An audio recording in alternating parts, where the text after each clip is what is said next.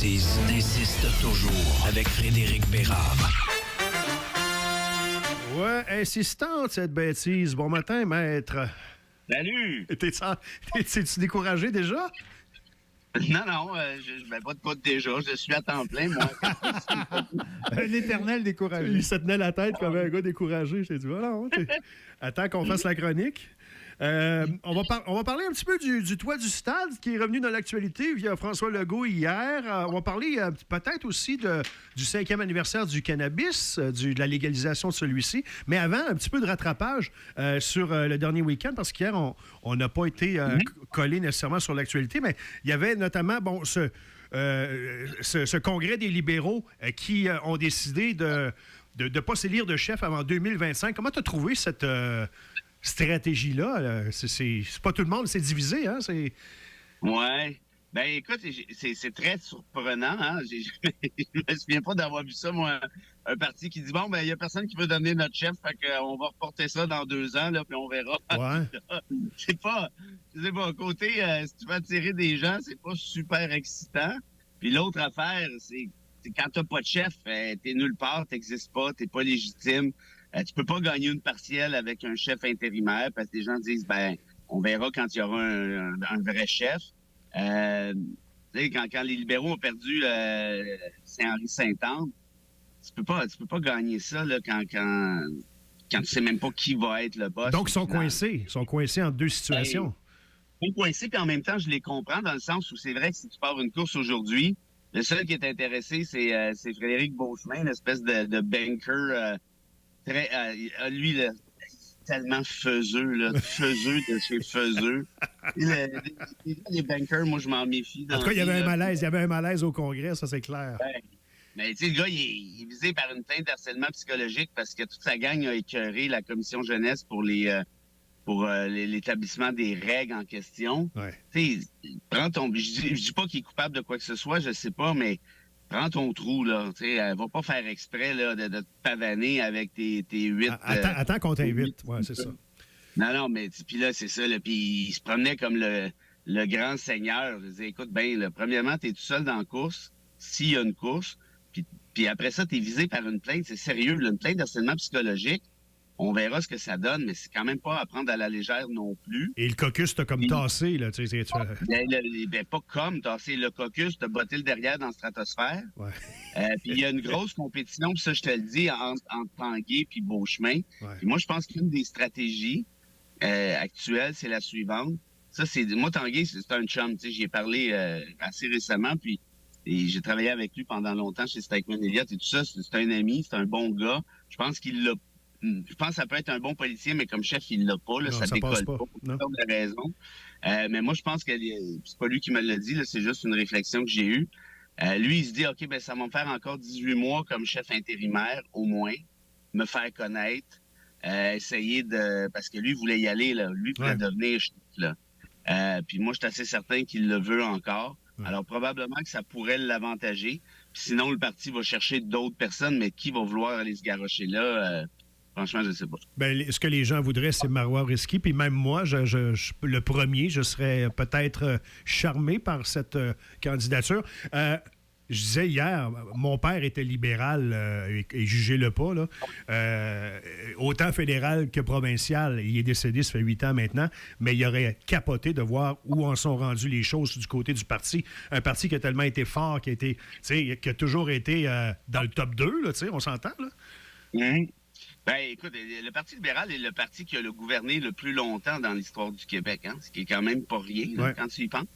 Ça a été un parti de grande réalisation. La Révolution tranquille, avec Jean Lesage, René Lévesque, Guérin Lajoie et compagnie, c'est le Parti libéral qui a fait ça. Le premier mandat de Robert Bourassa est un mandat plutôt à gauche, c'est un mandat intéressant. Hydro-Québec, les barrages, c'est eux. Le droit de vote, si on recule un petit peu à Adélard Godbout, qui avait tassé Duplessis pas très longtemps, mais quand même pendant la Deuxième Guerre mondiale, Godbout avait accordé enfin le droit de vote aux femmes. Ouais. On a été la dernière province à le faire parce que Duplessis voulait rien savoir, était main dans la main avec le clergé. Il disait, là, les femmes vont quand même pas aller annuler le vote de leur mari. Et puis après ça, Godbout avait aussi, c'est lui on parle de René Lévesque puis d'Hydro-Québec, mais c'est Godbout qui avait lancé Hydro-Québec initialement. Donc, ça a été un grand parti. Ça s'est très mal passé, disons, dans les années 2000, disons ça comme ça, minimalement. Et là, très clairement, les Québécois, surtout francophones, sont ailleurs. Hein. Ils ont seulement 5 d'intention de vote, qui est une vraie farce quand tu regardes ça. Ouais, c'est terrible. Et puis, ceci dit, moi, si j'avais des amis libéraux qui me demandaient mon avis, je dirais, faut peut-être pas non plus se décourager. Quand le PQ était enterré à grands coups de pelle il y a de ça un an. C'est vrai. Et puis là, ils ont seulement 4 députés, mais quand même, ils ont pris de l'air d'aller, très clairement. L'option de la souveraineté a repris de l'air d'aller aussi, notamment chez les jeunes, chose qu'on n'aurait pas pensé il y a à peine, 12 mois. Et du côté fédéral, rapidement, un mot sur le vote de confiance à 84 André, que ça a 81, passé? je pense. Oui, pour Jack Meeting. Oui, c'est-tu... C'est faible, c'est très faible, c'est pas honnêtement, beaucoup. mais... Ouais. C'est faible, mais d'un autre côté, j'en ai parlé la semaine passée. Moi, je l'aime beaucoup, le Jack Meat, mais qu'est-ce que tu veux que je te dise, là, ça décolle pas fort. Mais ils n'ont personne d'autre, ils n'ont pas d'alternative, Fred.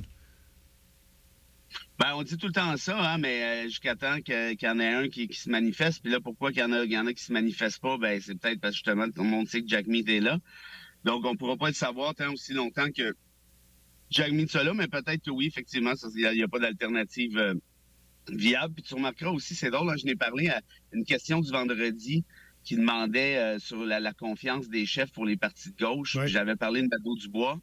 Tu te souviens? Oui, tout à fait. Pas plus tard qu'en fin de semaine, d'après moi, Nadeau-Dubois nous écoute parce qu'il est allé dire que là, il faisait pas de la politique par plaisir, puis qu'il voulait se rendre à 2026, puis après, il allait réévaluer. Moi, je pense que c'est plus une stratégie pour dire à sa base militante qui commence à grogner, là. Ouais. C'est-à-dire, écoutez, donnez-moi une dernière chance, donnez-moi un petit 2 ans et demi, là, puis après ça, je pourrais débarrasser. Mais très clairement, là, il commence à y avoir une période de reddition de compte, et pour Signe et pour Nadeau-Dubois. OK, merci Fred. On fait une petite pause, on vous revient. Chez le matin, la bêtise insiste toujours avec Frédéric Bérard.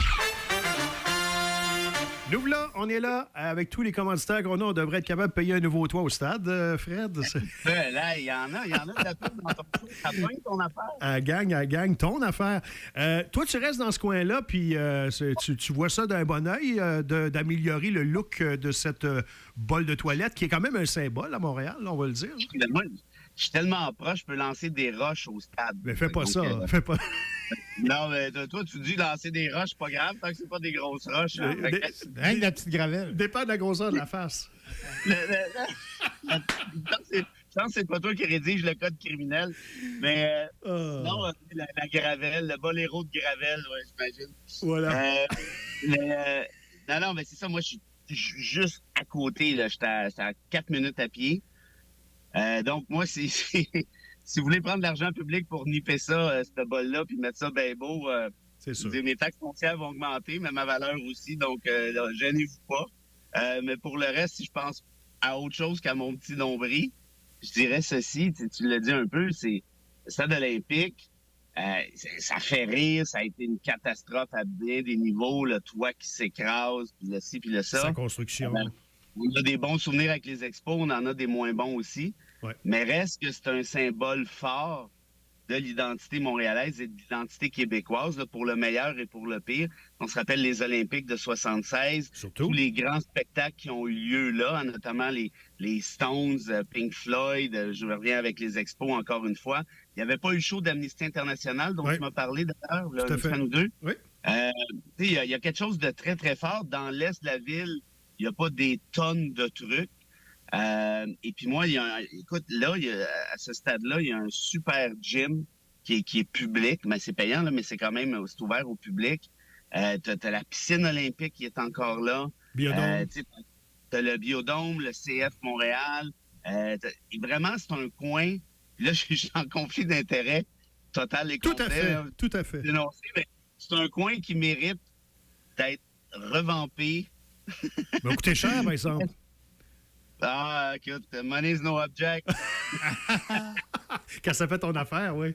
Mais j'ai eu un petit malaise, par contre, Fred, quand l'insistance du premier ministre, quand il disait « ça prend un toit, ça prend un toit », il n'y a même pas de toit pour les gens, pour son peuple. Il n'y a même pas un toit pour tout le monde. Ça m'a... Je sais que je mêle les choses, mais l'image m'est venue tout de suite. Ça prend un toit, ça prend un toit. J'aimerais ça que tu sois aussi insistant pour les gens. Ça prend un toit. Ben oui, tout à fait. Oui, bon, OK. Si tu veux aller là, oui. Legault, il pense qu'un 4,5, ça coûte 500$ à Montréal. Bon.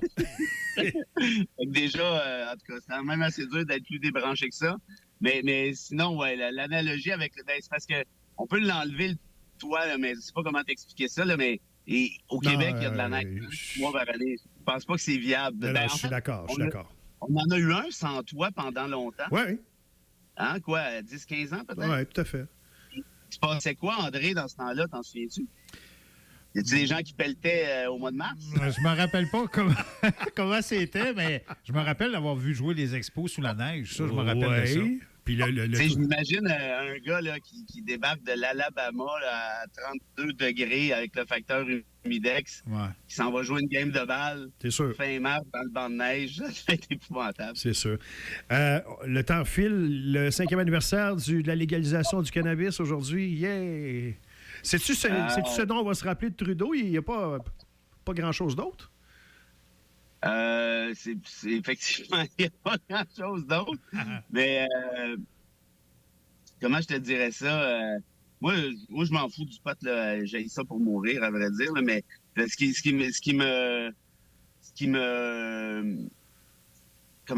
qui m'interpelle, par contre, c'est qu'à l'époque, quand ça a été discuté, il y en a encore la panique morale là, qui se presserait. Ça va être épouvantable. Tout le monde va se mettre à fumer.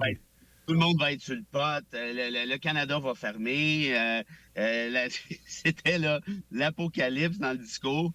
Puis finalement, non. Puis c'est de l'argent, au lieu d'envoyer ça au crime organisé, ben on le retourne dans nos poches. Moi, en tout cas, franchement, je trouve que c'est une excellente idée. Puis c'est pas le Canada qui a inventé ça. Hein. Quand tu vas aux Pays-Bas, ça fait déjà longtemps que c'est en place. Le Colorado, c'est un État américain d'importance, avait déjà adopté la mesure, ni plus ni moins. Fait que, bref, moi, bravo pour ce genre d'affaires-là. Puis je pense qu'il est le temps de déstresser avec les drogues. Le phénomène est là, qui existe. C'est pas par la prohibition que tu vas faire des miracles. Ça n'a jamais vraiment fonctionné. C'est plus par la prévention. C'est plus de retourner l'argent dans les poches publiques puis essayer justement de régler les enjeux avec des soins, avec des ci, avec des ça, puis incluant, évidemment, je le répète, avec la prévention encore une fois. Donc, moi, je trouve que l'approche du Canada, ça, c'était une approche qui était progressiste, qui était intelligente, puis il n'y a pas eu de scénario catastrophe, en tout cas, pas de ce que j'ai vu, là. Merci, Fred. Passe une bonne journée. Bonne journée dans ton est de Montréal avec ta toilette, pas de toit. Ah ouais, mais là, j'ai encore des rénaux chez moi. Je suis encore en camping. Oui. Comme tu peux voir, je suis dans mon auto en camping. On a remarqué. Bon camping, maître. Oui, c'est ça. Ça va me prendre une paire de jeans bientôt. Bye-bye.